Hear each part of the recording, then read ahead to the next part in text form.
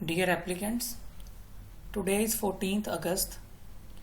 अभी तक आप लोगों ने अपनी प्रोविजनल मेरिट लिस्ट चेक कर ली होगी और आप लोगों को उस प्रोविजनल मेरिट लिस्ट में पता लग गया होगा कि आपके डिस्क्रिपेंसी क्या क्या आई है। जो भी आपने प्रोविजनल मेरिट लिस्ट में लास्ट कॉलम रिमार्क्स वाला चेक किया है, उसमें जो भी कमेंट आ रहा है ओके के अलावा, वो आपका डिस्क्रिपेंसी है। मींस वो प्रॉब्लम है जो आपने करेक्ट करवानी है। उसको करेक्ट करवाने के लिए हम क्या करेंगे, लॉगिन करेंगे वेबसाइट पे जाके। तो वेबसाइट वही है www.itichhdadmission.edu.in। वेब ब्राउज़र में उसमें जाके आप अपने लॉगिन करें तो ये वेबसाइट खुलेगी। आप यहाँ पे click here to apply for online admission पे क्लिक करें तो आपका यहाँ पे ये लॉगिन का पेज आएगा। अपना मोबाइल नंबर डालिए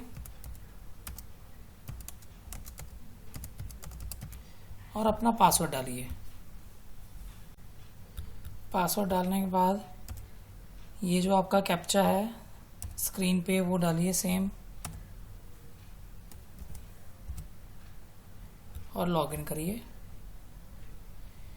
तो आप देखेंगे लेफ्ट हैंड साइड यहाँ पे जो मेरे अलग अलग हेड्स आ रहे हैं उसमें डिस्क्रिपेंसी आ रही है, तो मैं उस पर क्लिक करूँगा तो जो डिस्क्रिपेंसी मेरी प्रोविजनल मेरिट लिस्ट में नज़र आ रही होगी वो यहाँ पे नज़र आ जाएगी आपको।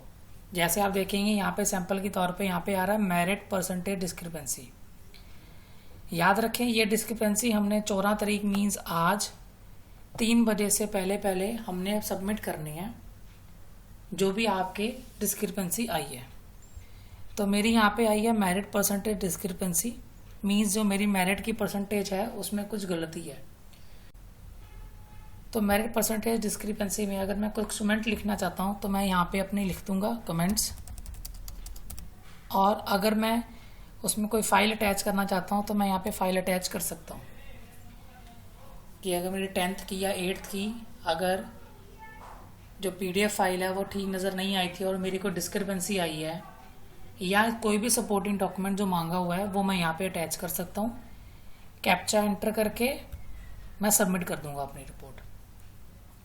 अब हम चेक करते हैं एक एक करके कि कौन कौन सी डिस्क्रिपेंसी के मैसेजेस आपको कॉमन वहाँ पे आए हैं।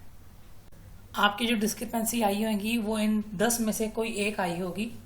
अगर तो ओके लिखा हुआ है तो फिर तो कोई प्रॉब्लम नहीं है। अगर इनमें से कोई भी डिस्क्रिपेंसी आई है तो मैं उसको एक एक करके आपको सजेस्ट करता रहता हूँ कि आप क्या कर सकते हो उसमें।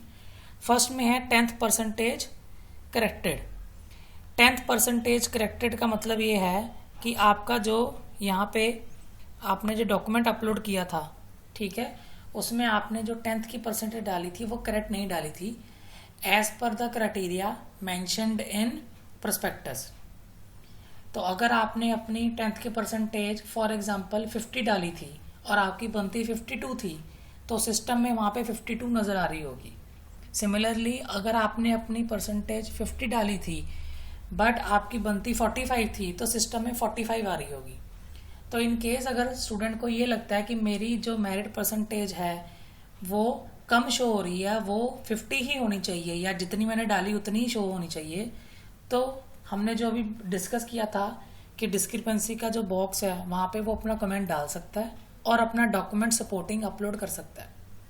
अगर उसे ये लग रहा है कि मेरी मेरिट परसेंटेज ठीक कैलकुलेट हुई है, मैंने ही गलत की थी, तो उसे कुछ करने की ज़रूरत नहीं है, क्योंकि कमेंट जो आ रहा है वो ये आ रहा है 10th परसेंटेज करेक्टेड। मीन्स आपने अपनी 10th की परसेंटेज सही नहीं लिखी थी as per the criteria mentioned in the prospectus, वो करेक्ट कर दी गई है। तो अब आपने कुछ नहीं करना, सिर्फ ये आपको इन्फॉर्मेशन देने के रिगार्डिंग है कि अगर आपको कुछ उसमें डाउट है तो आप कुछ डॉक्यूमेंट अपलोड कर सकते हैं।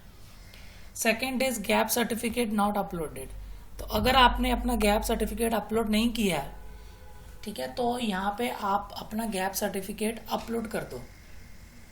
ठीक है जी, गैप सर्टिफिकेट आपका जो होगा वो आपने 10th के बाद जो 2021 में अगर 10th नहीं की है तो जो टाइम पीरियड इसमें है तो उसका आपका गैप सर्टिफिकेट आपके पास होना चाहिए। याद रखें ये आपने गैप सर्टिफिकेट आज में 3 बजे से पहले पहले अपलोड करना है।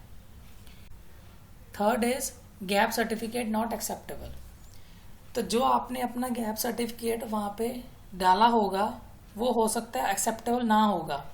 तो आप अपना गैप सर्टिफिकेट चेक करें कि आपका गैप सर्टिफिकेट जो वो इनवैलिड है, और वैलिड गैप सर्टिफिकेट आप अपना आज 3 बजे से पहले पहले वहाँ पे अपलोड करो।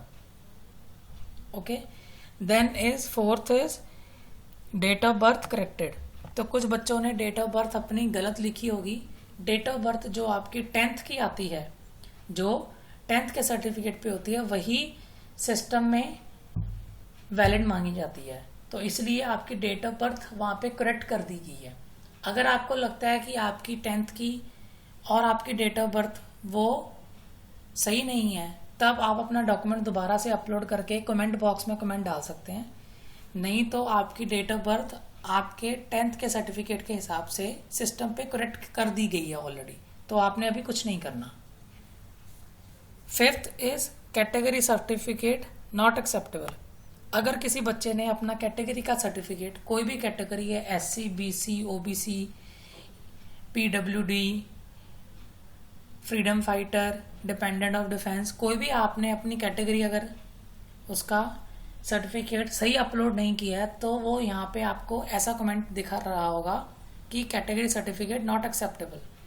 तो इन दिस केस जो आपका वैलिड कैटेगरी सर्टिफिकेट है, ठीक है, वो आप दोबारा से डिस्क्रिपेंसी वाले बॉक्स में सिलेक्ट करके अपलोड करें 3 बजे से पहले पहले। Sixth is latest character certificate required.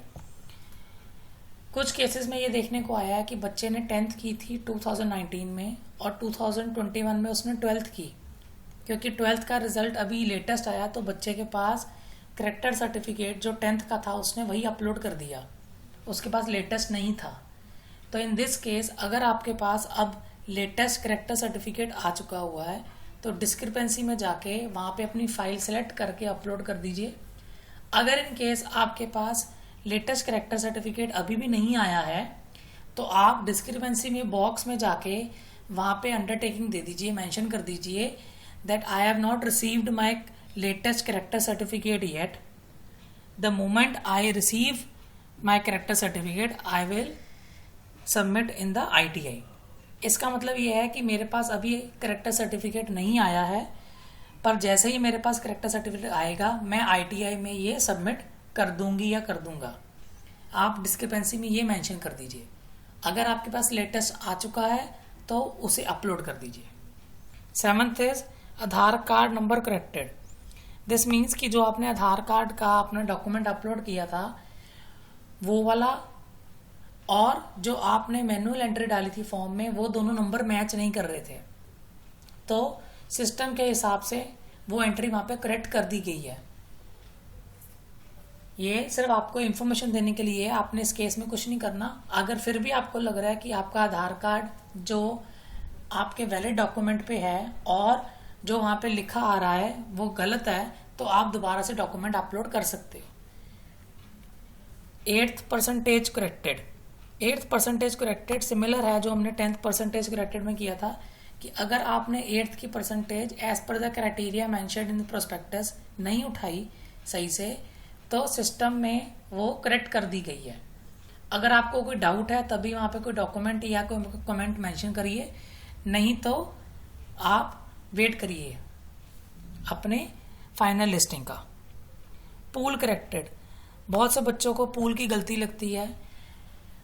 मैं आपको याद दिला दूं, जो बच्चे जिन्होंने चंडीगढ़ से 10th की है या 8th की है उन्हीं का पूल यूटी पूल कहलाता है। बाकी सभी का पूल जो होता है वो जनरल पूल आउटसाइड यूटी आता है।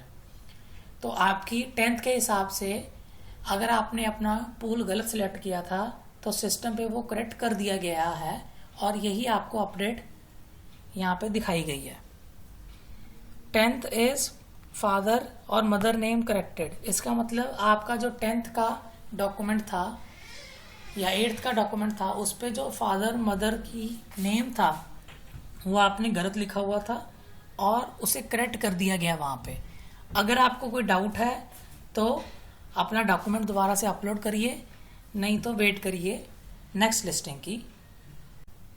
आई होप इस वीडियो से जो आपकी डिस्क्रिपेंसी इन 10 पॉइंट्स में है वो कवर होगी। अगर फिर भी किसी को कोई डाउट है तो मेरे व्हाट्सएप नंबर पे 9914936399 इस पे आप क्वेरी कर सकते हो। याद रखिए जो भी आपने डॉक्यूमेंट्स करने हैं वो आज 14 अगस्त 3 बजे से पहले पहले अपने डॉक्यूमेंट्स अपलोड करने हैं या डिस्क्रिपेंसी आप अपनी सबमिट करनी है। All the best, thank you.